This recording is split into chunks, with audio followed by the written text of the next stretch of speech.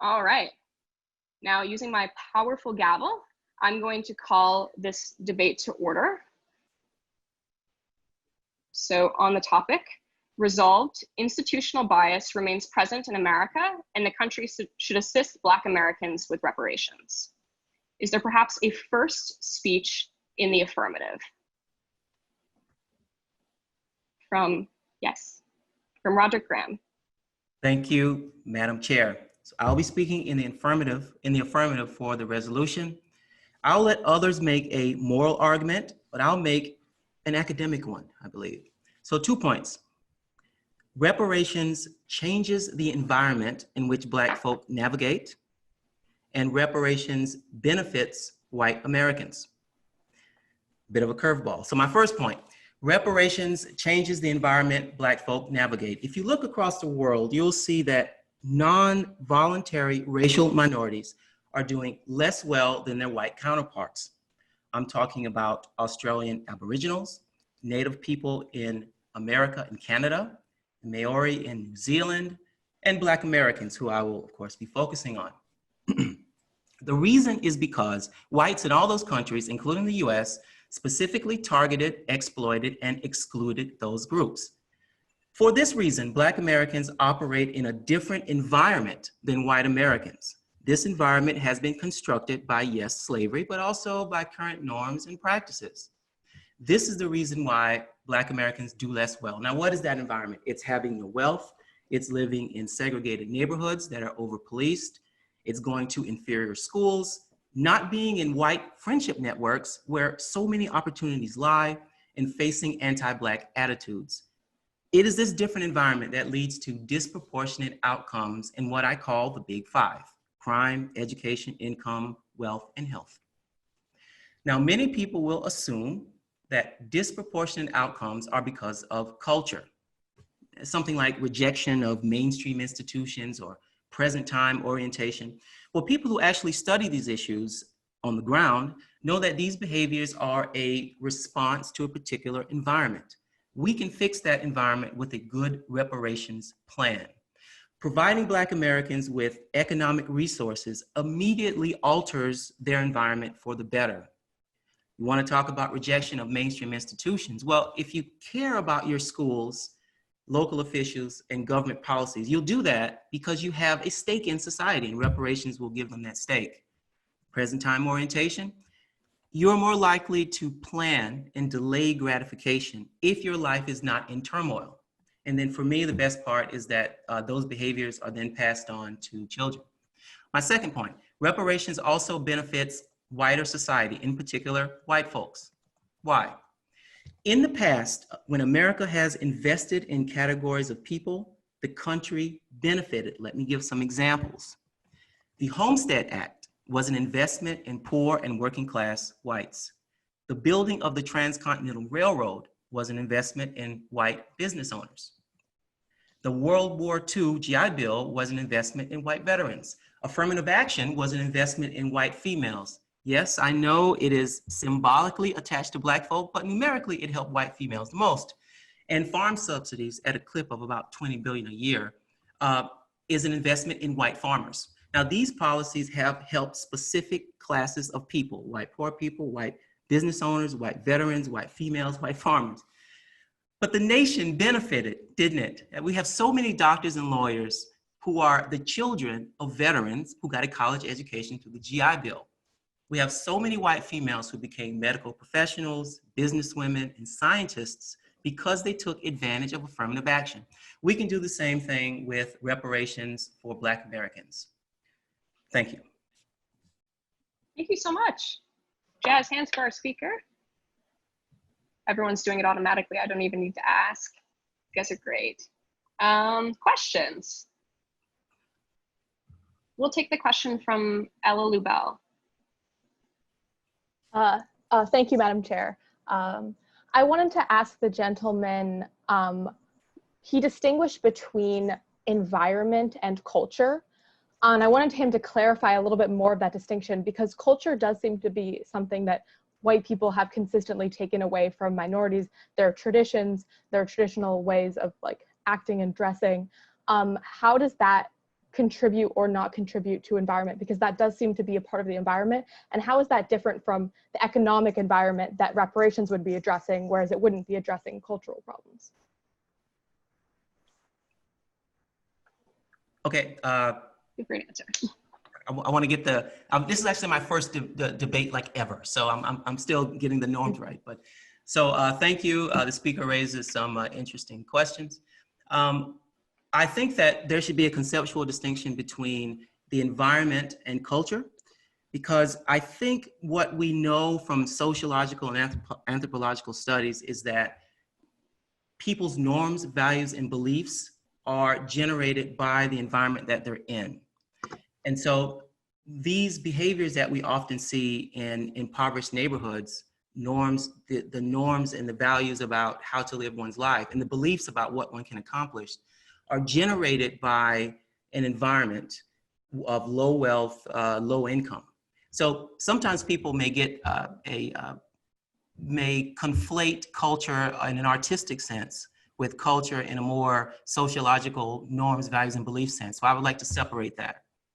Which I think is what you were talking about, maybe African culture or something. I'm talking more about the everyday behaviors of people. And that is generated through one's, I guess you can call it sociological environment. All right, thank you so much. We'll take a question from Terry Stilson. Thank you, Madam Chair. I would like to ask the kind of point that I heard, that I really heard in there, was well done or well planned reparations. And so I'm interested, that's kind of the devil in the details, right? And so I'm interested if you have any that you've seen that you think would be an example of a well planned policy, I guess. Thank you, Speaker, for that question. I actually think that that's a second order problem. I think the first problem is the justification for it. And then we worry about how to get it done. However, I'm not really a policy analyst. I don't really focus on policy. However, there is a book, it's not mine, and it's called From Here to Equality by Dr. William Darity. He's really probably the person who has done the most on that.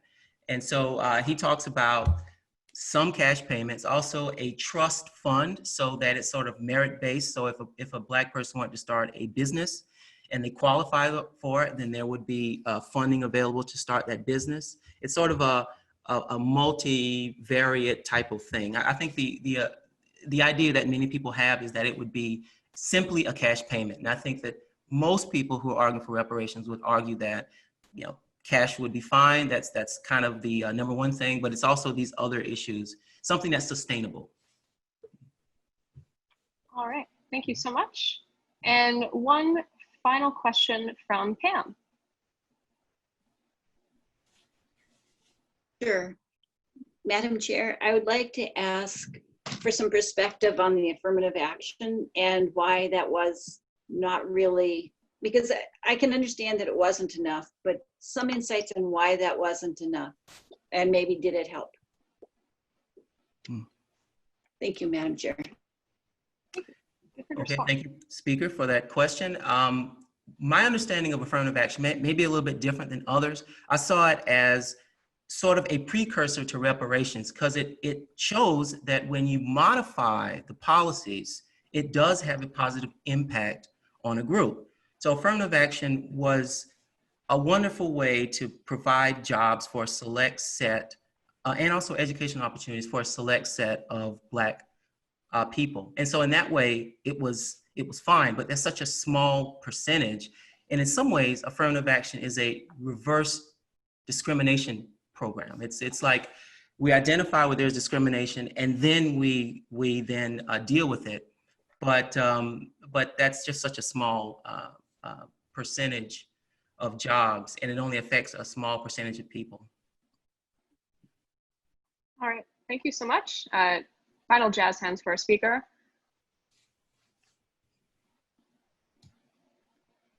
And do we perhaps have a first docketed speech in the negative from Coleman Hughes?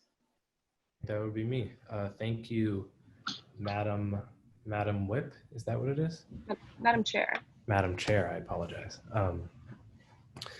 So first thing I want to say is the motion is actually two motions in one. And I think it's very important that we understand that. The motion is institutional bias remains present in America and the country should assist Black Americans with reparations. It seems like where the conversation is going is going to be more on the second one. And so I'm going to focus on that one. I just want to note, you could totally agree with the first one and think reparations isn't the solution to institutional bias. So they're different. I'm curious, I'm always curious when people talk about reparations, how vague the conversation becomes. If I were to come to you, say we weren't talking about reparations, I were to come to you and say, I have this one policy that is it's going to solve the social and cultural issues associated with Black inner city poverty. It's going to solve the racial wealth gap. It's going to fix broken public schools. It's going to end mass incarceration. You would be really curious and you'd say, well, what is this thing? What is this magic policy that you're prescribing? Because it must be so, detailed, or, the link between it and its good consequences should be so well established. But as long as you call it reparations, almost nobody asks questions about how this magic is going to get done. I care about all the issues that the first speaker mentioned, and I think he did a great job of talking about some of the problems with the environment that we should all want to fix. My question is, how are those problems going to look different the day after reparations have been paid, in whatever form they're paid? If reparations are paid today, tomorrow it's still going to be the case that we're still going to have all the problems are going to remain, regardless of whether every descendant of slaves gets a check or doesn't. We're still going to have 2/3 of Black children born in single parent homes. We're still going to have a huge test score gap. We're still going to have both a crime gap and an incarceration gap. All of these problems are not caused by a lack of money, like a lack of disposable income. There was a whole thing called the war on poverty in the 60s. We spent billions and billions of dollars, much of which was in the form of welfare checks, and waged a war on every possible angle, from every possible angle on poverty. And there were some good things that came about from that and some bad things as well. But the idea that we can, get a huge pile of money and label it reparations and package it with some, apology that will somehow seem genuine. I doubt it will seem genuine if it's coming from any politicians, and that's going to get us to the next stage in terms of race relations in America seems naive and utopian to me. So I'm very curious to talk about all of these individual problems that we should all want to solve as a nation. But reparations it's a kind of obsession about the past from when we should all be looking towards the present and the future. And it's based on the naive notion that looking backwards is the way to move forwards. I'm not saying ignore the past. Obviously learn about the past, learn your history, acknowledge your history, but don't let your history cloud you to the problems you're facing in the present. Thank you so much. Jazz hands? All right. There are many questions. If you do not already have your Zoom hand raised and would like to ask a question, feel free to go for it. We'll take the question from Julian Manresa. Thank you, Madam Chair.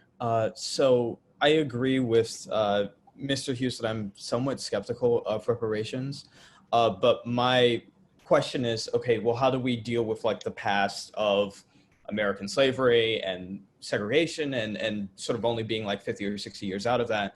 What does a positive relationship with the past look like for Black Americans in this country? Yeah, so that's a great question. Plan A obviously would be if people who were actually slaves were paid reparations in a time span that made it relevant to their lives, such as happened with victims of the Holocaust and victims of Japanese internment. When everyone who's been a slave has died and you wait 150 years and now you're talking about their descendants, you're in a situation, you're in a much more difficult situation, because everyone directly harmed by it is now dead and you've failed to give them any kind of justice in their time span. And some of their descendants feel a grievance on their behalf. Some of them don't as much. And so we're left in a position where, again, it's naive to think that the people who have never been slaves themselves, but feel a grievance about slavery, for the most part, an apology, an official national apology and a check is not going to heal that wound. I think that's true for the most part. It's possible to think something is going to heal your wound and then get the apology and realize it's not doing anything for you and then go back for a second one. That's happened that's happened to me in relationships, and I think with a trauma as big as slavery, that's likely to happen. There will never be an endpoint to that. So what you have to do is learn about the past so you don't repeat it, be honest about the past, but develop a healthy relationship to the past, not so different from the relationship that well-adjusted people develop with regard to horrible things that have happened to them, say in their youth. What you want as a well-adjusted person is, if something horrible happened to you when you were 5, what you want is to be honest about it, acknowledge it, and then you cannot live in it. You can't live in that trauma, and that's what I think people learn in their individual lives. And it's there is something very bittersweet about it, because at some point you just have to let go, and it's unfair, but it is part of what it means to be a well-adjusted and mature person. And part of what it will mean to be a well-adjusted and mature country is to say, yeah, America has done horrible things and we're honest about them and we're ashamed of them, but we are not dwelling on them to the point that we imagine we can solve the problems that are facing us today if we only go deeper and deeper into the bottomless pit of our sins. Thank you so much. We're going to take another question from Allison Brown. Thank you, Madam Chairman. I'm curious about the speaker's characterization of what America has done. He uses the past tense as if the trauma is something that has happened to America. And obviously American slavery has been abolished, but it seems to me that given the state of bias in the US, that the trauma is ongoing, and that because the level of race discrimination in our country takes on so many facets, whether it's economic, social, political, that the trauma is ongoing. And so rather than this being a question of dealing with the past, that reparations are a question of dealing with our present, and that by creating a monetary incentive for the present trauma to cease, that part of what reparations do is, if we say we're going to pay reparations from this point to when the racial wage gap is closed, it creates a monetary incentive for the current trauma to cease.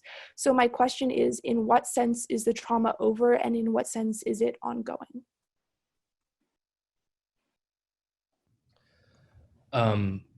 Yeah, so, obviously slavery is over, as you acknowledged. The trauma. So yes, racism still exists. I would never deny that. I've been victims of certain instances that I think wouldn't have happened to me if I were white, a few times in my life. I would so the idea of paying reparations for something that is ongoing, I think is a very, in a literal sense, a contradiction in terms. At that point, you're talking about, we're having a more typical public policy conversation about what we should do.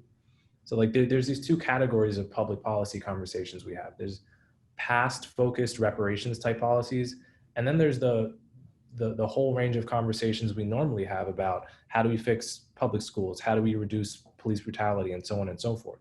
Those are all the kinds of present focused conversations that I'm interested in having. But the moment you're talking about something that is, fixing a problem that exists today, you're no longer talking about reparations by definition. Reparations, you're talking about repairing something that has already happened. Whether that's like a legal settlement or kind of a larger thing. So I would say it's, they're two different concepts.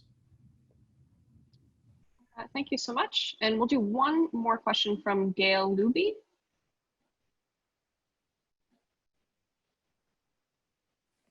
Sorry, it took me a minute to figure out how to unmute myself. Madam Chairman, I just had a question in regard to, it kind of fits with the last question, because it has to do with when the speaker was speaking about slavery, and in the original statements that he was making, it was really about slavery, reparations for slavery.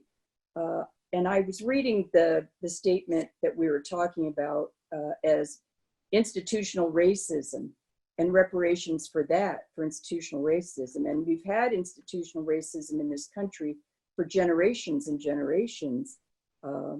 Black people have been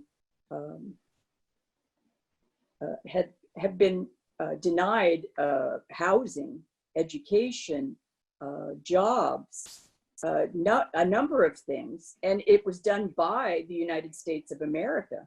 I mean, all you have to do is read a little bit and educate yourself, which I ended up finally doing because I didn't really understand what the history of our country was. And once I did, I was just appalled that at the fact that we actually did that, that we institutionally did that. And so I guess my question was, is it really about slavery, or is it reparations for the institutional racism that's been in our country for so many generations that we're talking about today? I don't know if this is really just a question for this speaker, really. Is that what we're talking about? Sure, I see what you mean, and this kind of maybe dovetails nicely with Allison's question. So I would be fine with, for example, reparations paid to living survivors of the Jim Crow system, like my grandfather, for example. He was born in segregated DC, attended segregated schools. He is someone who is directly impacted by a regime of apartheid that was signed off on by the US government. So if there was some kind of way of giving him, someone like him, people like him, an acknowledgement of harm, and along with a check, I think that's great. But generally how this issue is talked about is that people like him get lumped in with people like me, his grandson, born in 1996. The average Black American today is about 32 years old, something like that. That puts them born in the mid 1980s, like my sister.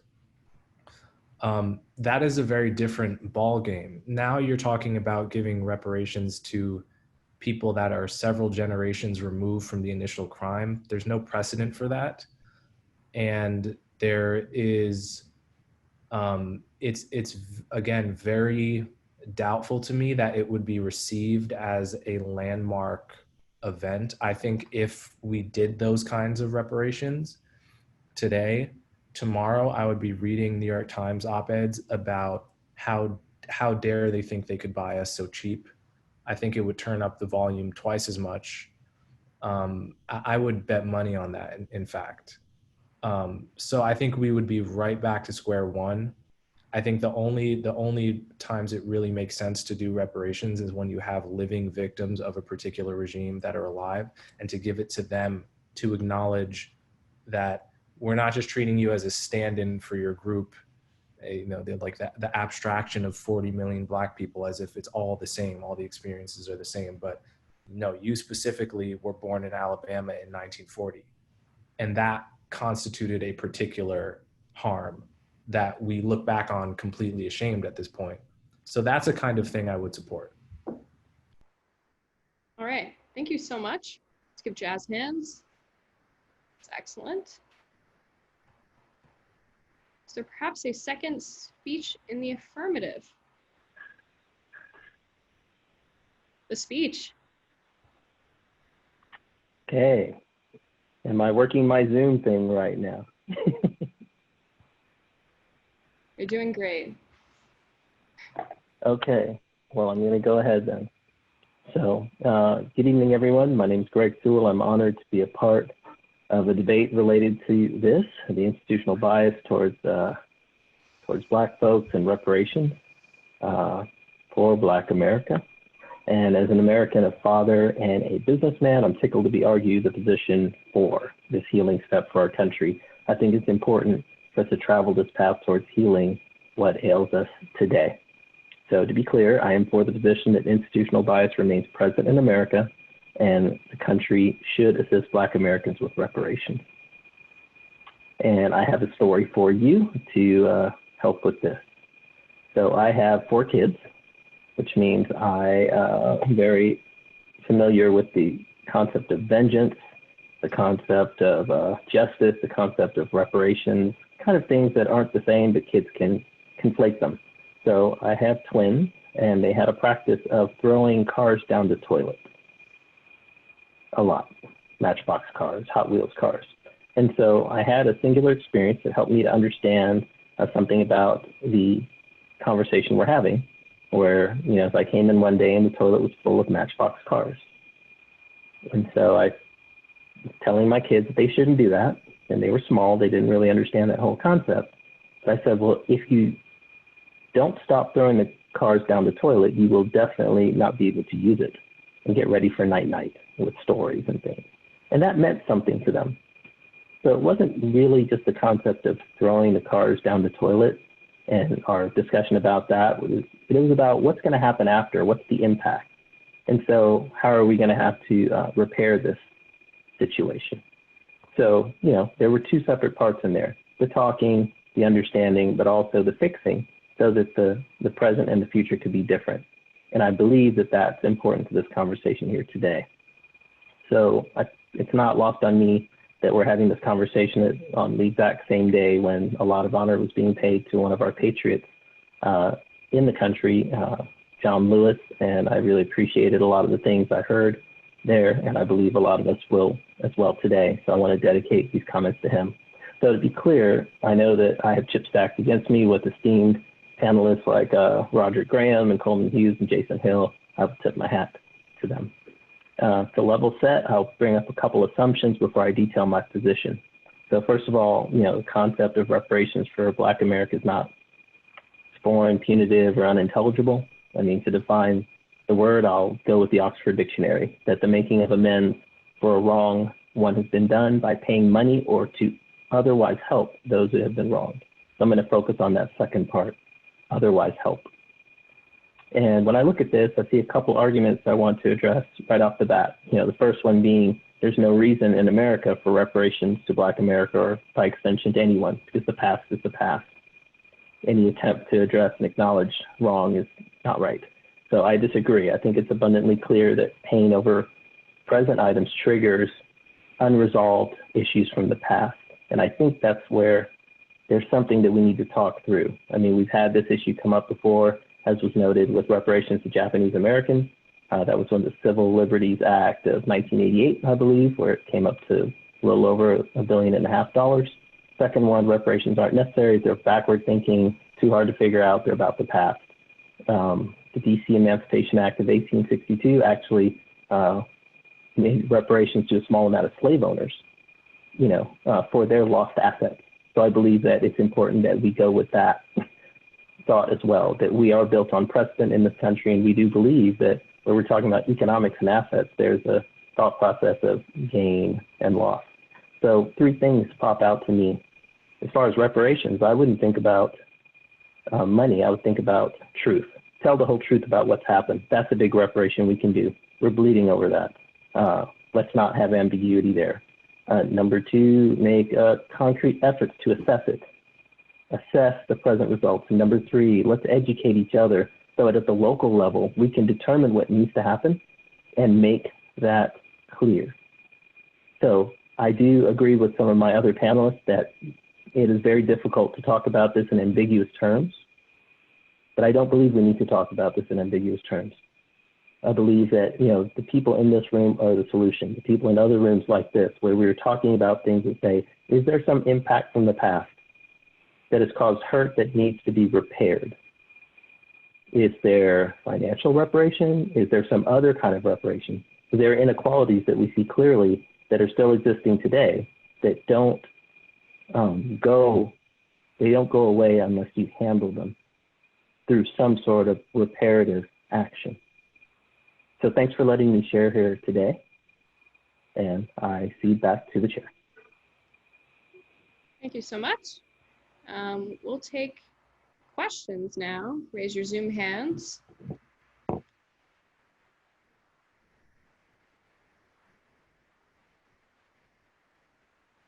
We'll take the question from Ron Snow. Yeah, Madam Chair, I think the speaker made some good points there. In looking at all the speakers, I did appreciate the aspect of including in this environment, in this consideration, the aspects of Aboriginals in Australia. I'm not that we would do that, but that obviously highlighted the American Indian and Native Americans that live here. And to some degree, I'm in California, so that, before California, there were the Spanish and Hispanics that were here. And so I think all of this is there. So I like the fact that the speaker was talking about addressing inequalities as well. And I think the first speaker had mentioned programs that weren't necessarily monetary, but or direct money, like the GI Bill and like some of the things he was listing, and I forgot what all those were, but the GI Bill hit me because I actually used that. So it seems to me that reparations don't just have to be money. So what would the speaker consider? I mean, a GI Bill has been going on for 60 years now.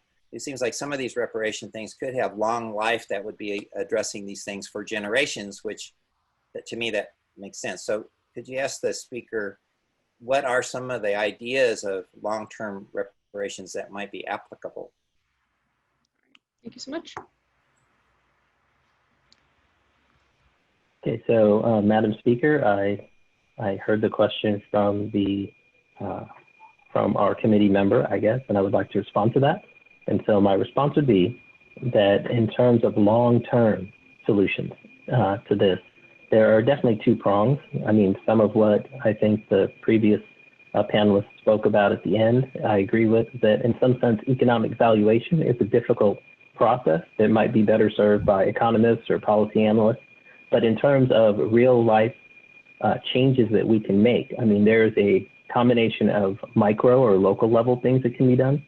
So we can use existing arms of government. We can use community councils. We can use our congressmen. We can use different people on the local level to determine what would be right for your community. So for instance, you talked about there are different groups that may be concentrated in different places where I live, if I don't have a concentration of Native Americans, the program tailored towards them might not be as effective. But if I have a lot of Latinos in my area, that would be an appropriate program that people could analyze, come up with goals for, quantify them, and execute them. So that's a local response. On a national response, I think a simple review of some of the tools that we already have, like, you know, the GI Bill, great, helped a lot of people, but didn't help everyone. It wasn't accessible to everyone. Analyzing that, seeing if we can spruce that up, tweak that. Those are conversations that I, as an activist and as someone who has an activist group, I do get involved in those conversations. So hopefully that will help. Thank you so much. And for a final question, we'll take one from Patty Thompson. Hi, thank you. I wasn't expected to be called upon, but thank you. I'd like to ask the speaker if you would think that, or I'm sorry, I'd like to ask the chairperson if she would address the speaker as to whether perhaps history should include some of the injustices, such as the Emmett Till experience, and that could be considered as a part of doing reparations, that all Americans should understand what exactly the African-American experience has been in the Jim Crow South. More so, I grew up in the North, and it was only through my own, research that I've come to understand more about what started the Civil Rights Program. And that our history books really gave us a very poor, or at least my history gave me a very poor understanding. And that if maybe that would be more along the lines of making maybe living amends towards people and a greater understanding. Madam Chair, I would like to respond to the speaker. Of course. So, Madam Chair, my response would be that, this is right up my alley because I am a product of the South. I grew up in Houston, and I definitely can relate to having a very strong concept of what history was just by the things that I read. And as I went to different things, participated in academic competitions, and went to an Ivy League school, my mind was blown. So I would say one of the biggest things that could help this is the kind of group we're in now. I think this exact kind of conversation is what modern civics class looks like.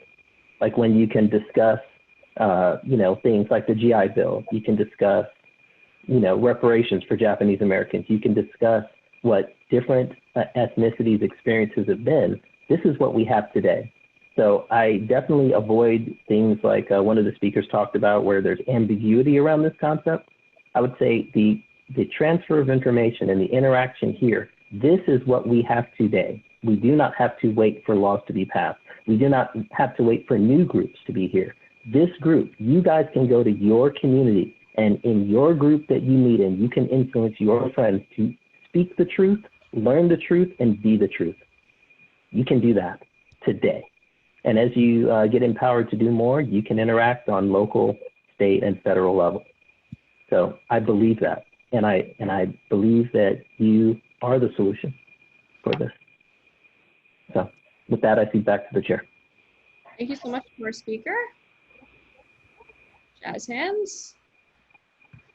All right, so perhaps the second speech in the negative. I think that would be me. Yes, I believe so, except I can't see you yet. But yes, it's you. Can you see me now? Yes, great, thank you. So I'm Jason Gill. I'm a professor of philosophy at DePaul University and an ethicist and political theorist by training. Thank you, Madam Chairman, for facilitating this, and thank you, John, for inviting me.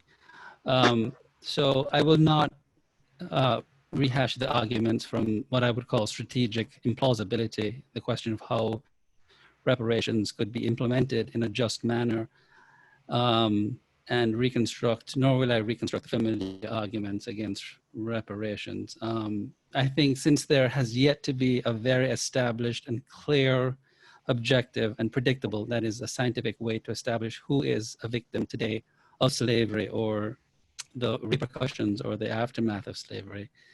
The case for reparations, I think, therefore rests on a set of unspecified and unproven claims. That is, today's ancestors of slavery, by virtue of their ascriptive racial identity, have been caused irreparable harm or some kind of harm by slavery or its residual effects, such as systemic or institutional racism, or the erection of legal barriers that have been created to distinguish them as Black Americans from other races, and to be recognized as free citizens before the law. So I think the moral grammar for the moral grounds on which reparations stand is up for grabs. Now, I think that the 1964 Civil Rights Act was revolutionary in several respects, and it was unprecedented and accomplished in literally the way it was enacted. Aside from outlawing discrimination, it granted Blacks free and equal recognition before the law, and it granted them what I would call admittance to the pantheon of the human community and a fortiori, the domain of the ethical. Now, one could argue that the 1964 Civil Rights Act and the 1965 Voting Rights Act was a reparative one. I'm not going to argue that. I'm going to say that reparations, to do full justice to the concept, presupposes that one is a victim, that one is worthy of, and that one is qualified for reparative damage. And reparations, I think, has functioned like a misconcept or like a wholesaler in the realm of cognition. It presupposes, I think, and begs the question of a lot of conclusions that are themselves premises or topics upon which debate and open contestation have yet to resolve contingently or decisively the question of whether systemic racism or institutional racism continue to exist as a result of slavery. So I am the proponent of what I call, in a new book that I'm writing, reparative proceduralism. And I adopt a democratic and proceduralist alternative to reparations, one I regard as both American in spirit and American in terms of jurisprudential reasoning. And the main tenets of my version of reparative proceduralism would include the following: that one must show, of course, that one is, has links to ancestry to slavery, that one must show that systemic and institutional racism continues to exist and exist in a manner that is causally linked to institutions of slavery, and that one has been harmed by such racism, and that one has gone through the legal channels in pursuit of justice against such racism, and that one either both or and has exhausted the legal channels or the machinery, and that such channels have failed to represent one, that one is dissatisfied with the outcome of the verdict rendered by the court in which one has tried to achieve or redress racial grievances, and that one is dissatisfied because one has good reasons to believe that there was racial bias against one, and for these reasons one cannot be arbitrarily and capriciously. These reasons can be arbitrarily or capriciously created. They have to be well documented and based in real experience. Against the backdrop of contestation and the indefinite nature of the debate, one has to demonstrate, I think, that even in the face of existence of, say, individual acts of racism directed at one, that one's agency has been so compromised by systemic racism that one is rendered helpless without violation, reflective judgment, and deliberative capabilities that could lead one to decisive action against any act of injustice or discrimination against one, and that one indeed is a victim of the act of reparative claims made in the name of slavery and its residual aftermath, and one therefore is eligible for lawful consideration for what I would call remunerative damages. And I say this against the backdrop, of course, against those who claim that reparations are wrong, have conclusively proven that all justice claims against harm done to one caused by slavery or its residual effects are false, which seems quite hubristic, as one would have to be almost a scientist to prove this. On the other hand, one who automatically claims that because one is an of an African ancestry, that one is worthy of or qualified of reparations, that one is simply adducing oneself as a victim by simply ostensibly pointing to oneself or one's racial identity, is putatively and empirically false. So I take. Just letting you know, you have about 30 seconds left. Feel free to unmute yourself. Keep going. Given that the Homestead Act has existed, that there have been farm subsidies for whites, and that there has been preferential treatment for other groups, that a case can be made for something like what I am calling reparative proceduralism. Thank you. Thank you so much. Questions?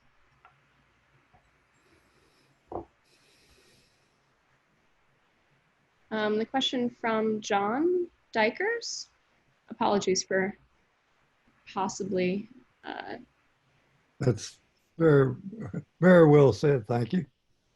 That's my name. If you farm, you're farmers, and if you build dikes, you're dikers. And I'm an old Dutchman, so that's where that came from. And our first speaker mentioned that he had a book, and I have one here called The Price of Eggs is Down. I've got it backwards. There we go. The Price of Eggs is Down. And we have a small chapter in here on reparations and 2 chapters on the universal basic income and 1 on the universal healthcare delivery system. And it seems to me that those address several of the questions that many of the other speakers have brought up, Madam Speaker. So I recommend that to you. And I would like to say that I was born only 70 years after the end of the Civil War and have lived 85 years since then. So it does give me a chance to see a lot of history. And I've seen a lot of changes that have taken place over my lifetime that I've been able to see in person and enjoy in person. It's been really a wonderful trip. I hope it isn't slowing down any. The question of reparations seems to have been bandied about very well in terms of. Just letting you know, is this going to be a question? We just want to make sure we're getting through the speeches fast enough. So feel free to unmute yourself, try to formulate a question, and keep going. And whether our speaker would like to use universal basic income as a form of reparation if those other injustices in society were also dealt with. No, I don't believe in a universal basic income. I don't think it's fiscally tenable.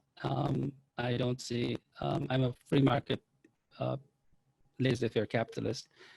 I don't see how it could be actually instituted. And I think that the individuals who would least benefit from a basic income would be the unskilled laborers who need to pit their labors and their skills against the free market. And it would be very, very easy for an employer to discriminate against the unskilled worker who is quite willing and should be quite willing to sell his labor under the prescribed universal income, whether that's $15 an hour, as Hillary Clinton had suggested and other politicians had suggested, or $20 an hour, or whatever the price might be. It takes away the decisive judgments of an individual, especially I would want to emphasize unskilled laborers, from selling their labor under the prescribed income prescription, and takes them outside the sphere of the marketplace,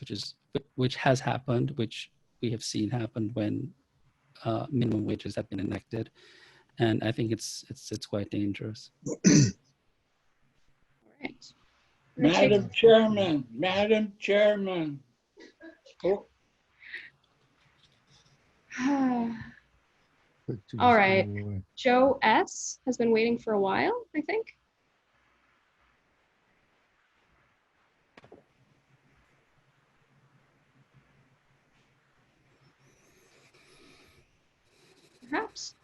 Okay, maybe not. Sometimes the unmuting process is difficult though. Okay, now can you hear me? I can. Okay, great. So, Madam Chair, the question I have, one that's come up in my mind with almost every speaker, and I would appreciate a clarification either from the current speaker or, if it's allowed, from any of the others. And that is, there's been mention of a couple of programs that have meant to help certain categories of people, like the GI Bill or for the farmers, for example.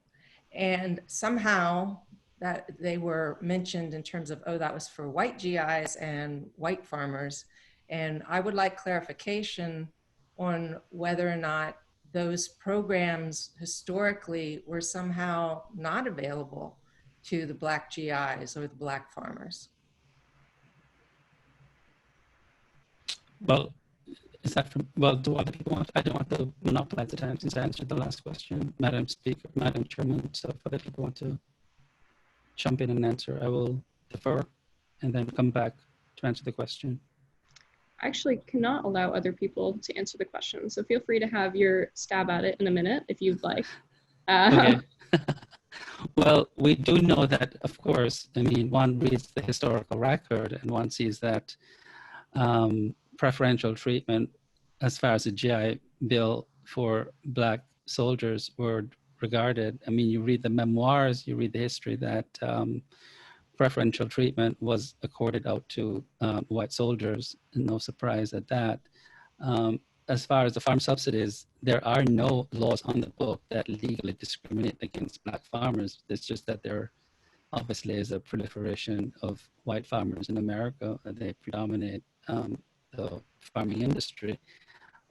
So I'm not one to ostensibly point to those programs as intrinsically discriminatory against Blacks. It's just that the beneficiaries or the recipients of those, the largest of those programs have been whites.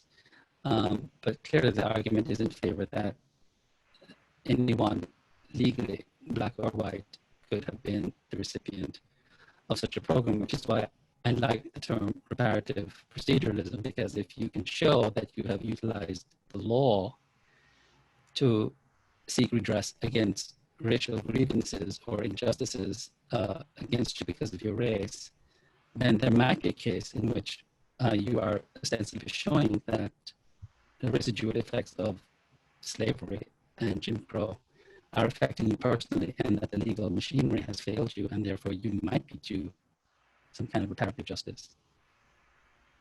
Thank you so much. Our speaker is heartily thanked. And jazz hands. Further speeches from Silas Kulkarni, perhaps. Okay, am I successfully unmuted? You are, in fact. Okay, great. So first of all, thank you to all the speakers so far, and thank you to Braver Angels for hosting a really thoughtful discussion on an important topic. I want to make one point above all in my speech, which is that if you don't believe in the why of reparations, there's no point discussing the how. And if I can move anyone in their opinion on this topic tonight, I want to move you in the direction of believing that the why is powerful enough that you should be in favor of it. And then we can start discussing how it might actually play out, whether through something that's actually not specific to race, like UBI, but that disparately benefits African Americans, or something that's as specific as paying descendants of slaves, you know. But that's all secondary. If you don't believe the why, there's no point discussing the how. So I want to talk to you about the why. Okay. Just take a second and look at my face. And as you look at my face, I just want to ask you, where do you think my family comes from? And based on what you think might seem like the obvious answer to that question, what should reparations have to do with me? How could I possibly be held responsible for that? And if you guessed that part of my family is from India, you would guess correctly. But there's something more important than that I want to say, which is I'm from America, and I'm an American, and I am proud to be an American. And that is why I believe in reparations. And so I want to make a case not based on shame or guilt, but based on pride and a real deeply held patriotic sense of love for my country. So let's take this piece by piece here. I said if you don't believe in the why, there's no point in talking about the how. The first thing to understand is that the circumstances of what now constitute life in America, in the Black community, and also, by the way, in the Native American community, and I believe in reparations for both groups of Americans. If you look at the circumstances in global aggregate, not for one individual, but for the community as a whole, on average, the median, on almost every indicator, with one or two notable exceptions, you will find dramatically worse outcomes. Lower health, lower wealth, higher rates of every kind of social ill you can think of, whether it's divorce, whether it's alcoholism and substance abuse, whether it's crime being the victim of or the perpetrator of. In all those cases, the outcomes are worse. And I think it just strains plausibility to claim that the two communities that have the worst, and by the way, similar outcomes in those, just happen to be accidentally the two communities that were the worst mistreated by Americans as a whole, and particularly the American government. Okay. Silas, I'm just letting you know you have a minute left, but unmute and keep going. Thank you, Madam Chair. The biggest one that I want to focus on is wealth, because wealth is that thing that doesn't just expire if something happened 150 years ago, but transfers and actually compounds from 150 years ago. And the median wealth of a Black family in America is about 17,000, and the median wealth of a white family in America is about 170,000. 10 times. Okay. You can look at many other indicators, but that one is the clearest because wealth just transfers generation to generation, and it buys you all those other goods. Okay. And it compounds. It's not the case that if we just say, okay, we'll stop discriminating now, it'll get better. No, it'll actually get worse because the rich get richer. Lastly, I'm just going to close and say, I said this about pride. I believe that as an American, I want America to be what America was meant to be. I'm proud of the promise of America, and I believe in this idea that MLK said that the Declaration of Independence and the Constitution are a promissory note, but that it hasn't been paid for certain Americans. There's this beautiful, painful Langston Hughes poem that I'm going to close with, Let America Be America Again, where he repeatedly says, America was never America to me. But the closing stanza of the poem that I want to leave you with is, oh yes, I say it plain, America never was America to me, and yet I swear this oath, America will be. And I believe that if we move forward and heal this racial divide, America can be what America was meant to be. And I'm proud to be a part of that. And as an American, I want to contribute to that. I yield to questions. Thank you so much. Jazz hands. All right, questions. I'll take one from Corey Herring. You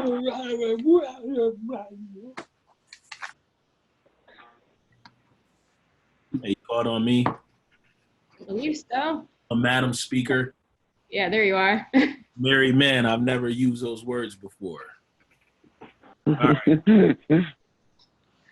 So, I mean, I had a question early on, but it sort of changed as I heard everyone talking, right? So the idea of belated forms of reparations isn't new to America. We did it with the Native Americans after World War II.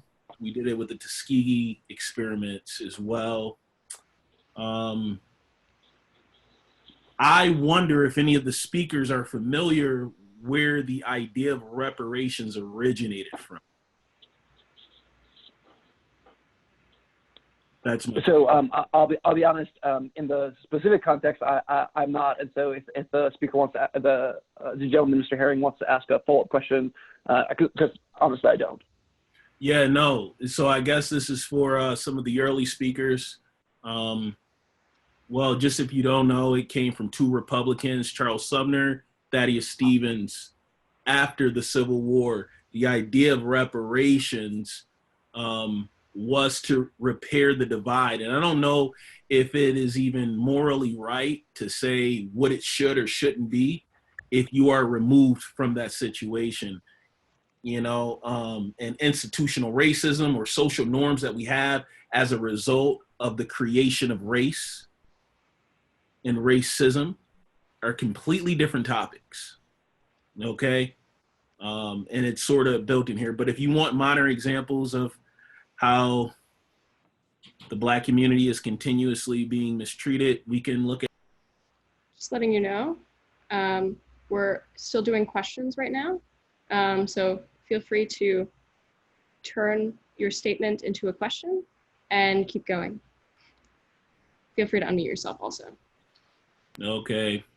For those opposed to reparations, please explain the COVID payments paid to all the Americans.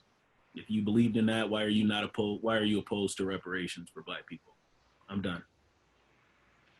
So I want to thank Mr. Herring for his question because, well, first of all, Mr. Herring, if you want to make a speech later, I would love to hear your speech. It sounds like you know some things that I'd like to learn.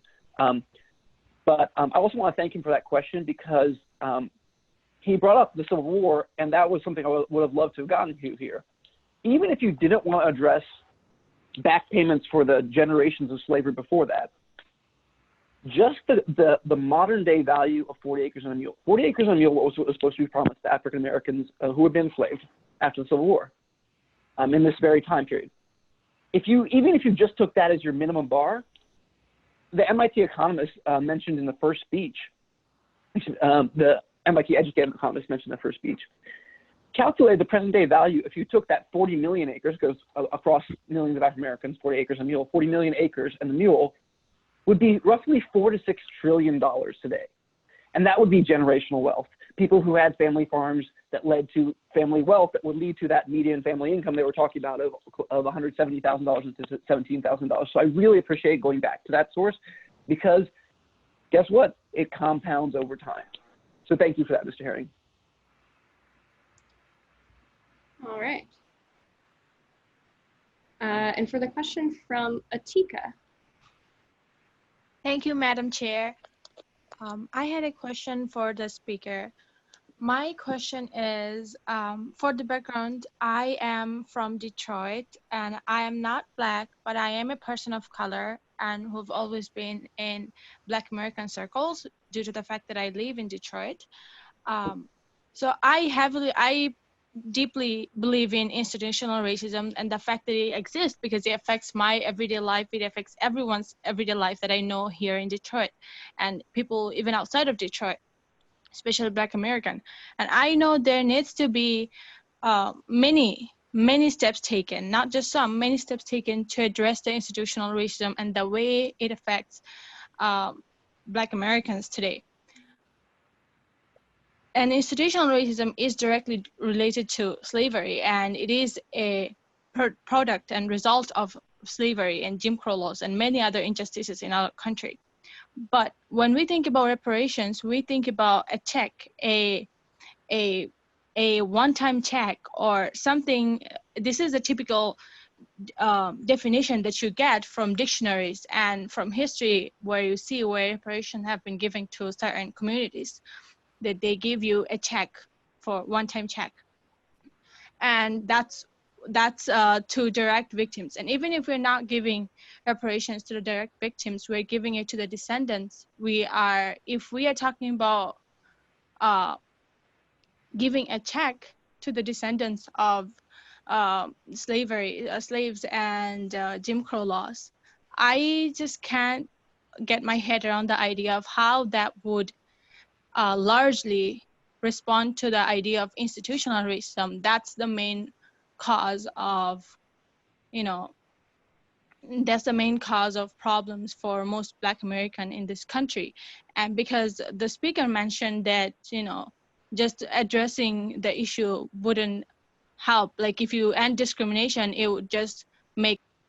Tika, you're just about over time. So feel free to unmute yourself and finish your question.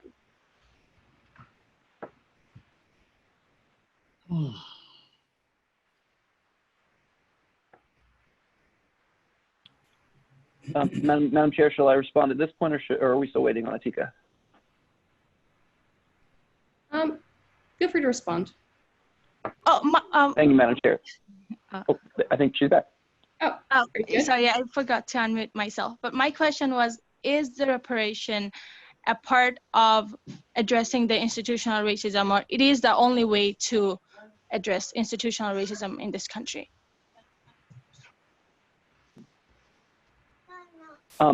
Okay, so there's a lot packed into that question. So let me try and address a part of it that I think is quite relevant.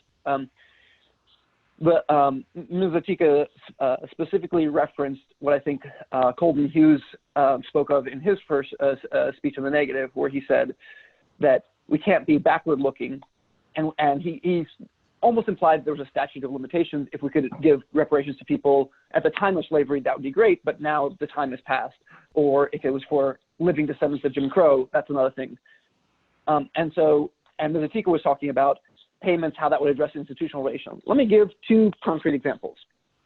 I would argue that the biggest two forms of institutional racism in America today are the wealth transfer generationally to generation, because wealth has much more than to do than income with your overall level of safety and security, and is a huge part of why these problems compound over time. And two, the criminal justice system, and particularly mass incarceration.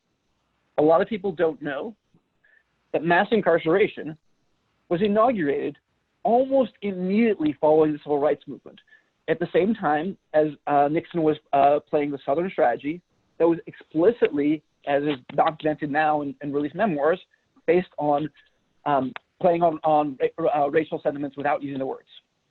So literally slavery ends and then Jim Crow starts. Jim Crow ends and then mass incarceration starts. And if you look at the combination of those two factors, you have children growing up, and I spent my career in education teaching largely in Black communities for this very reason, because I care a lot about these issues. You have children who are growing up with a father who's incarcerated, or who has been incarcerated and can't hold a job, and a family that has no wealth safety net.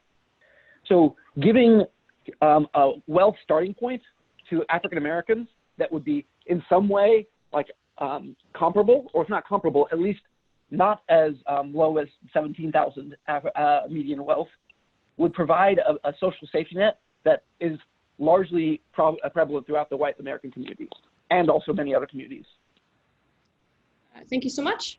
Jasmine, first speaker.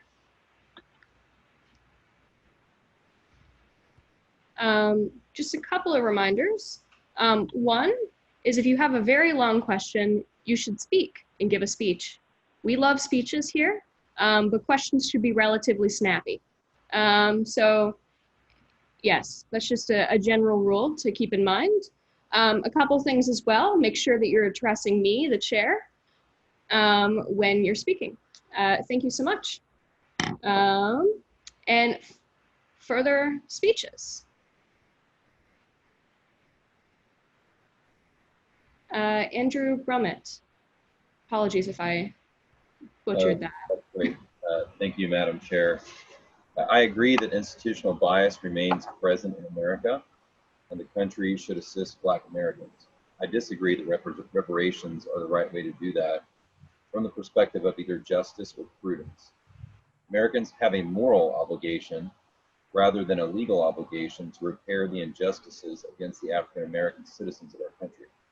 This moral obligation should be fulfilled by providing pathways out of poverty for all Americans, while ensuring through affirmative action that Black Americans benefit from these pathways. The problem is that poverty disproportionately affects Black Americans. 10% of white Americans live in poverty, while 25% of Black Americans do. This disparity is a legacy of racism in America, and one that is still affected by institutional bias, though not necessarily in the ways that we might always expect. If we can address poverty, which is partly what reparations are trying to do, we will disproportionately benefit African Americans because poverty disproportionately affects them as a group. So what are effective pathways out of poverty? I would start with generous educational freedom and pathways to entrepreneurship, to business ownership, and home ownership. These pathways embody the old adage that if you give a man a fish, He will eat for a day, but if you teach a man to fish, he will eat for a lifetime. Black Americans, with the help of other Americans, but specifically through their own agency and hard work, created pathways out of slavery in the 19th century. Black Americans, with the help of other Americans, but specifically through their own agency and hard work, created pathways out of segregation and Jim Crow in the 20th century. I believe that the 21st century must be when we renew our great American cities, and that Black Americans will be the leaders of this movement, creating pathways out of urban poverty for themselves and for others. I believe that the reform that would most help create pathways out of urban poverty is educational freedom. In order to create new and powerful pathways out of poverty, I would recommend bailing on any party or politician that stands in the way of educational freedom, and voting instead for the party or politician that favors it. For example, in this presidential election, that would involve the counterintuitive action of voting for Mr. Trump over Mr. Biden. Mr. Trump has been unwavering in his support for educational freedom and could do the most good in addressing these issues we are talking about today. America is listening to Black Americans right now.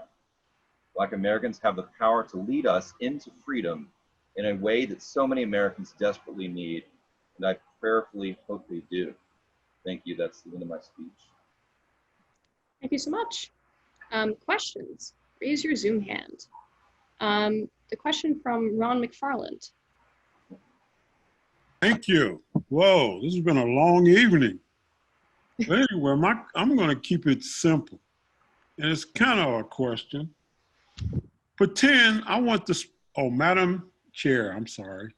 Madam Chair, could you ask the speaker to pretend that the name reparation has been changed to Peace Corps for Freedom? And if he would like to put Trump's name in front of it, that would be okay as well. Or Biden, it doesn't matter. And imagine you had two students in there, pro and con. Where would you start if one was central right and one was central left with a solution?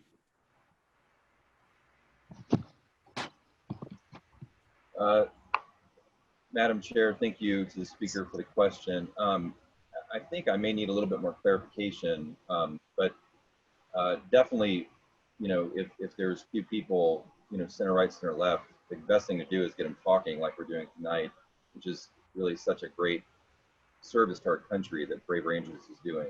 So like this. To help you with the clarification is that you're on a presidential panel and you're coming up with solutions. Because tonight we've heard a lot of we've heard both sides go back and forth. And so not to have a confirmational bias, I want you to give me one solution on one side and one solution on the other side, so we can begin the process of healing. And I thought I would clarify by saying we have changed the name because the name may be negative in its sense, in itself. So is that, you need more clarification? That should be Thank you, Madam Chair. I think I got it. So the name certainly has some issues because it is perceived as cash payments and reparative damages to somebody that's been wronged in the legal system, the way it's used. And so I think that is problematic. I'm not opposed, like I said, to the concept. And so, one specific one from the right I mentioned is educational freedom, also known as school choice, that really does seek to address some of the give people. This is my background. So I work in an urban educational context, like the former speaker, and do that out of passion and out of care for some of these issues we're talking about. And the families that I deal with would love to have the same choices that a wealthy American has. To send their kids anywhere they want, to send their kids to a religious school or a non-religious school, to be able to purchase a home in a really wealthy neighborhood with really high taxes and really nice schools as a result.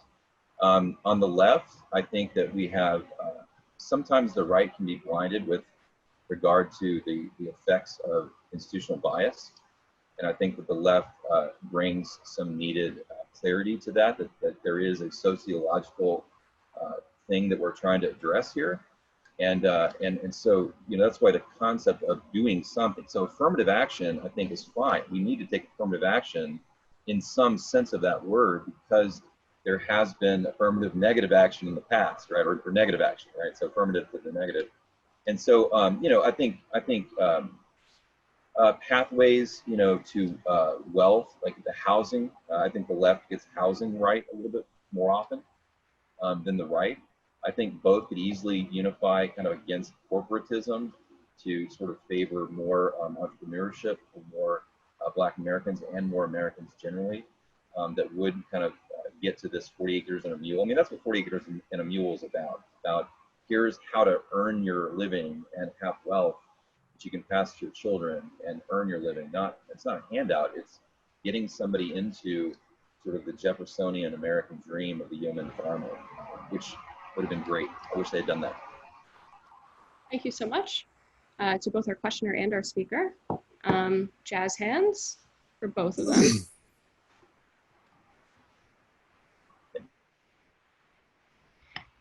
We are now going to move into rapid fire speeches. Believe it or not, we have been debating for quite some time.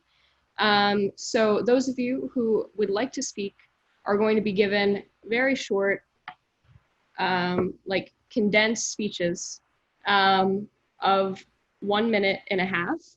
And I'm going to be a little bit stricter on time. There are many people out there who would like to speak.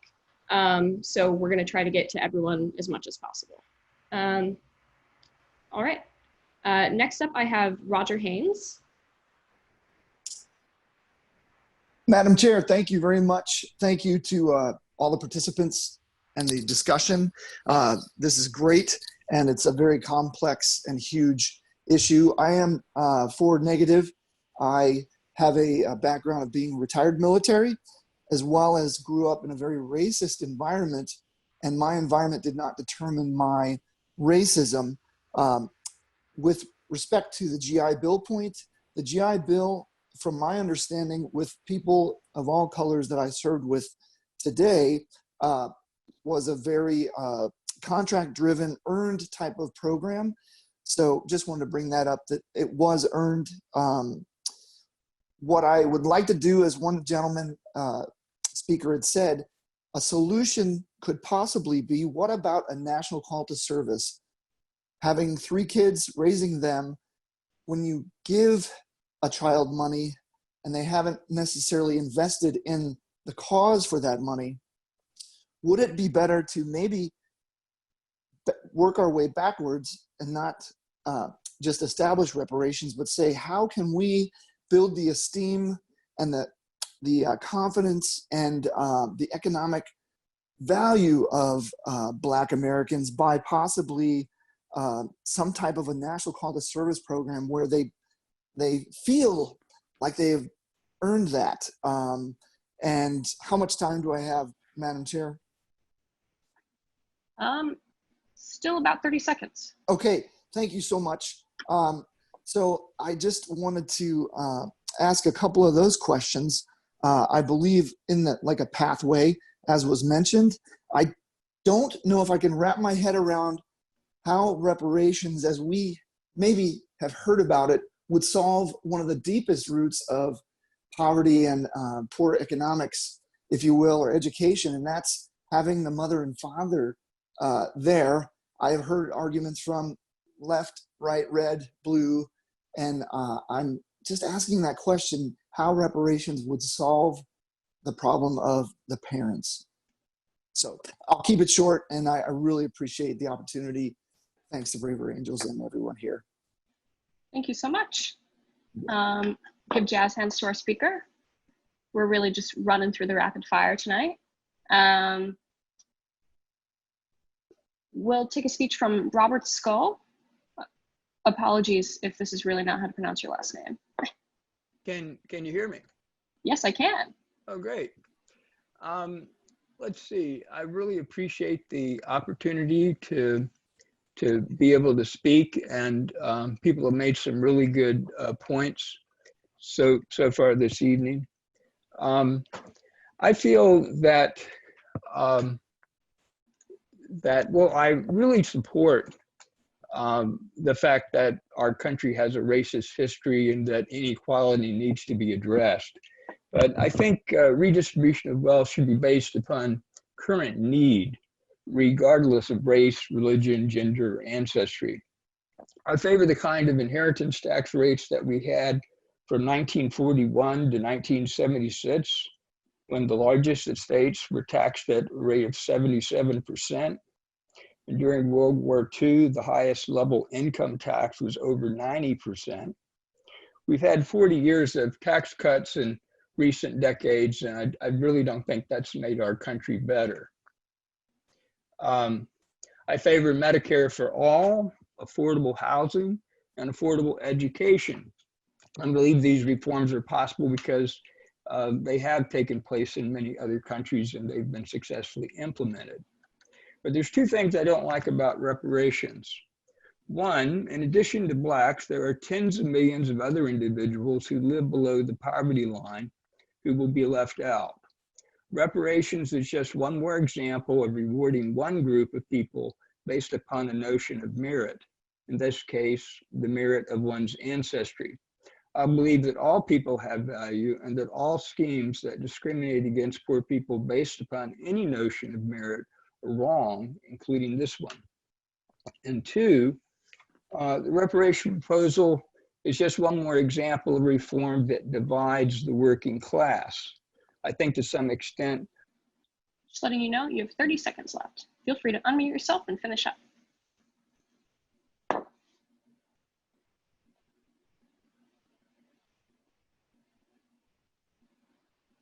Can you hear me? Maybe.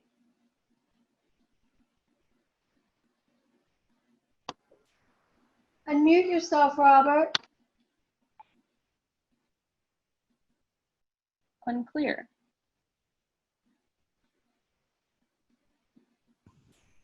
Okay. Sorry, I didn't There know you I got are. bumped off. Yeah, sorry. You're good.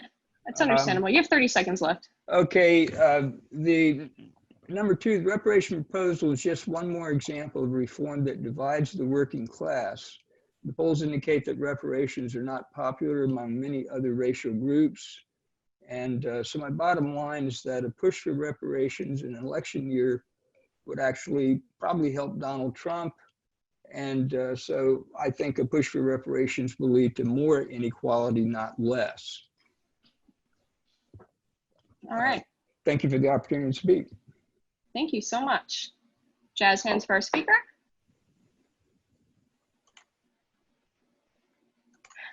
All right.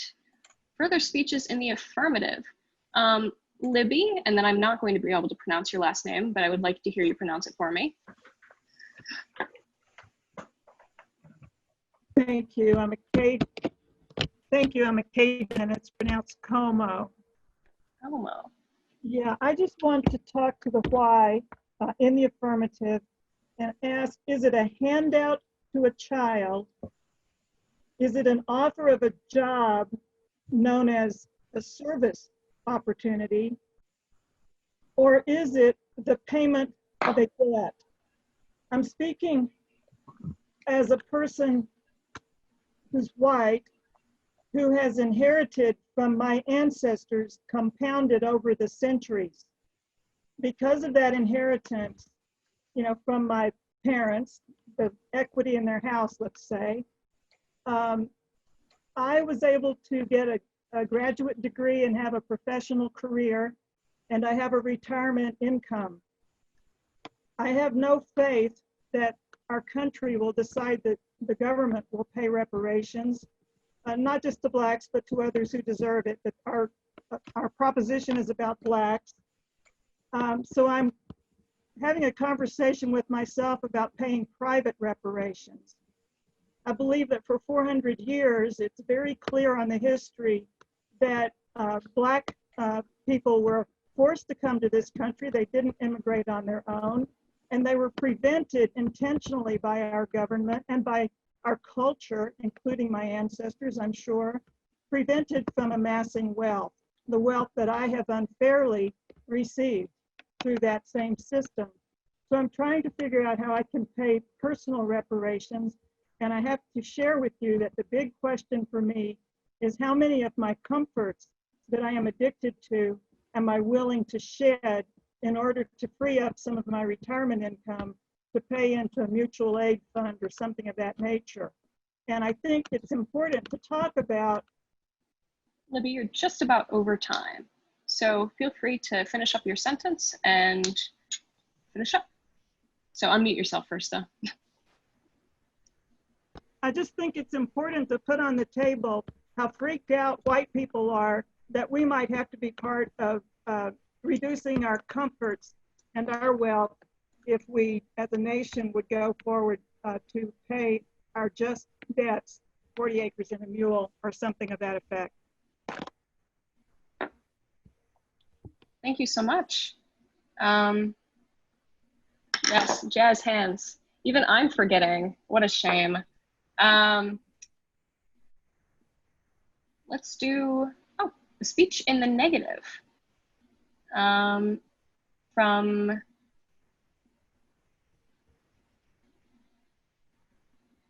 we'll take the one from John Wood. Okay, thank you very much, Madam Chair. And yeah, so at first I wasn't going to.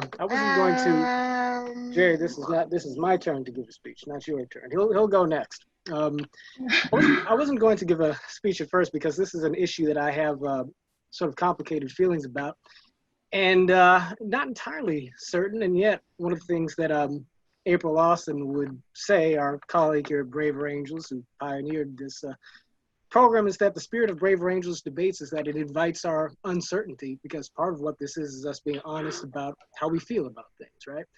I'm a person who is in favor of reparations in principle, or at least leans towards it that way, but also leans towards being against it in practice in some sense. And the reason for that is because on the one hand, I feel that there's this deep historic wound in the African-American experience that, while it doesn't predetermine every aspect of the Black outcome in America, is the beginning of an experience rooted in a deficit of opportunity that our whole existence in this country has been spent overcoming, right? And there's much that's inspiring in that history.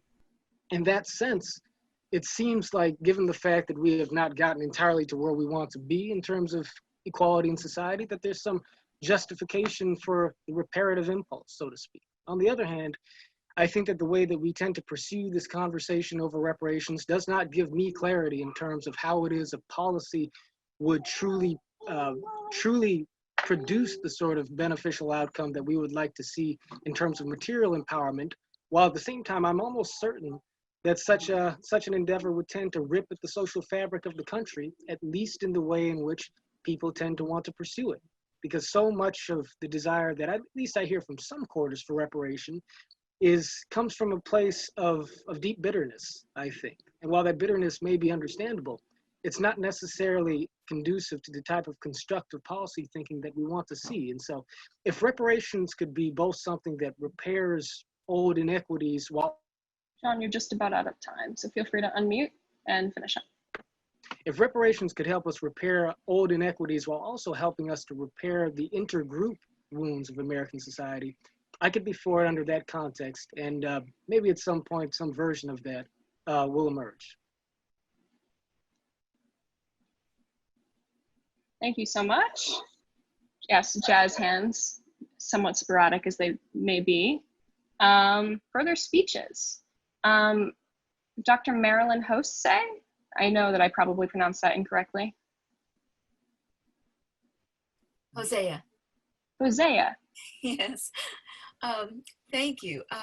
A couple of very quick things. One is I appreciate the person who was asking about the definition of reparation. And in actuality, the reparation was first brought up with President Johnson after the assassination of Lincoln. And it had nothing to do with the 40 acres and a mule yet. It had first to deal with the loss of the plantation owners. So I think that historical value of understanding that reparations came next in thinking about enslaved people. And that the 40 acres and the mule, I believe, intensely what one of the speakers was saying about how we have to reframe sometimes our thinking so that we can look at what happened in Reconstruction later, which was the issue of the 13th Amendment.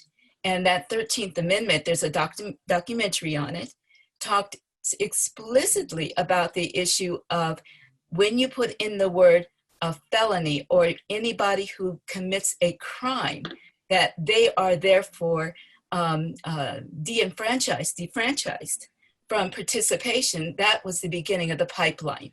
And so I think all of these elements come to the next issue I have with one of the speakers, and I think just letting you know you have 30 seconds left, but keep going. Feel free. With Mr. Hill was that when you talk about procedural issues, that to me is like class action.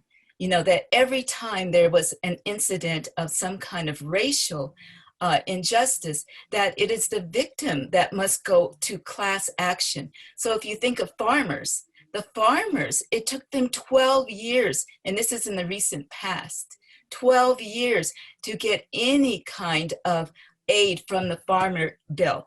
So it wasn't, again, an issue of looking at, what would be an instant form of reparation. It's an issue of continued victimization. And that's, I believe that is the difference between the bootstrap thing and believing that this can be remediated by just simply, looking at, well, go to the law for help. All right. Thank you so much. Jazz hands for that speech. Thank you. Further speeches. We'll take the speech from Allison Brown.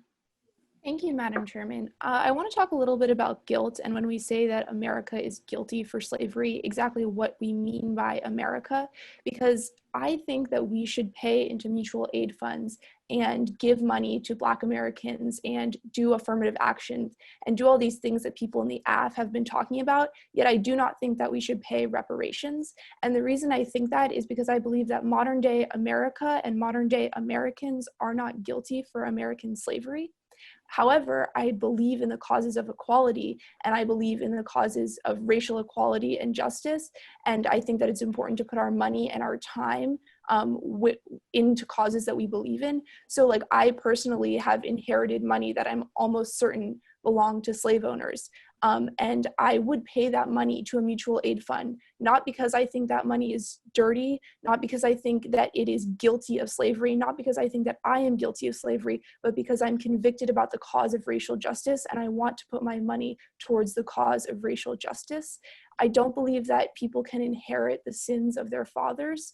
And I also believe in a sort of like Arendtian personal responsibility that when we say that current Americans are responsible for slavery, we detract from the fact that there are real people who in history who are responsible from slavery that are not us. Allison, you have 30 seconds left. Feel free to unmute yourself, keep going.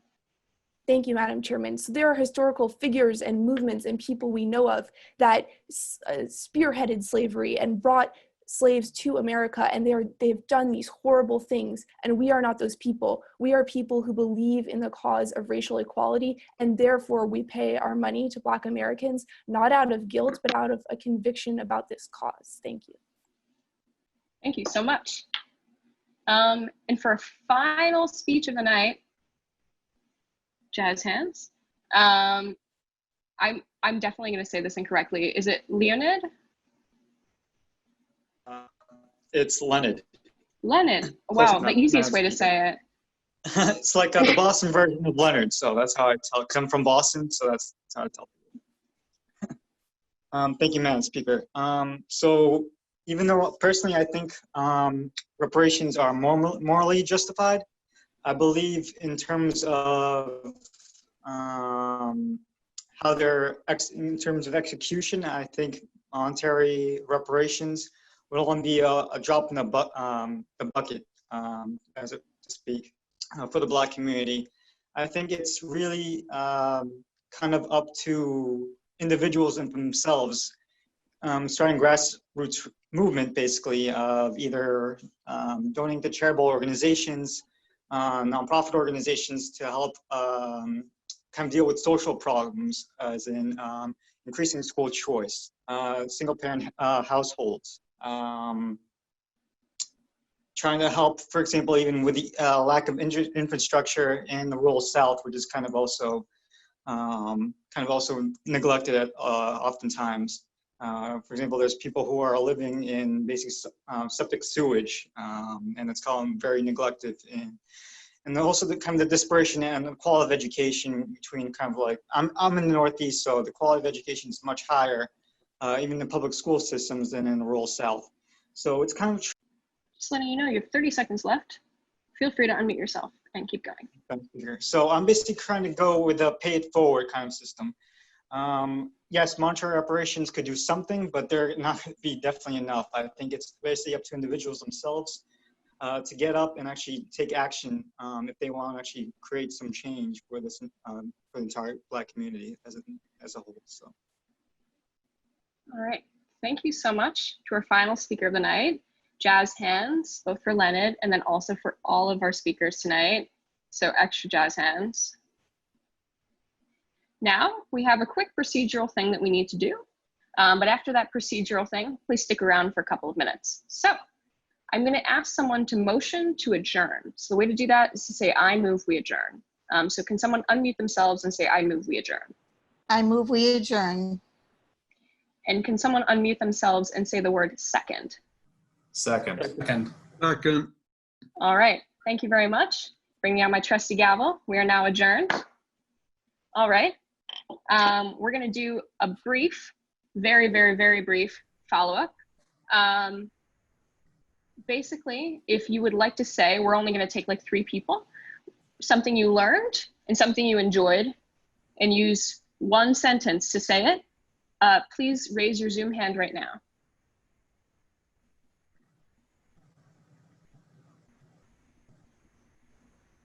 All right, Stuart Monk. Thank you, Madam Chair. I really enjoyed the nuance of the debate that I think was possible because of the structure. Thank you very much. Libby Como. I enjoyed one of the recent speakers who emphasized our commitment to racial justice rather than guilt for what some people call the sins of the fathers, and pointing out that we are not the ones who created the slavery system. We just have accidentally inherited the unfair fruits of it. Thank you. John Dykers. Well, I enjoy knowing and visiting with so many smart people. You had so many valuable insights, and so it was such a pleasure to see all of you. We find that everybody else is struggling with means testing, and how we do reparations is really reassuring. Thank you. Thank you. And a final from Barbara Christoph.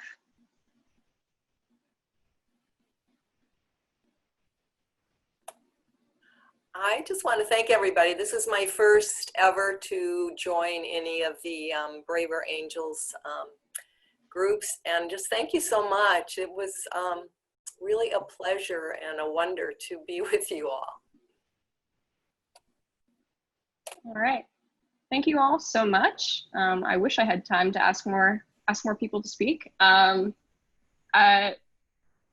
I just kind of want to say a few things about Braver Angels, and then we're going to finish up. If you enjoyed this process as much as I do, I absolutely love doing this, which is why I have ascended to the mighty role of chair. And I just think it's so valuable to hear all of these different people from across the country, from across races, socioeconomic statuses, genders, really have really serious and meaningful conversations about the issues that are dividing our country. I think it's incredibly important for us to be having these conversations in places that are not Twitter or a very awkward Thanksgiving dinner. So I just want to thank you all again for what was a really wonderful evening. I had a great time with all of you. I enjoyed so much hearing what you all have to say. And I look forward to seeing your faces again at another debate.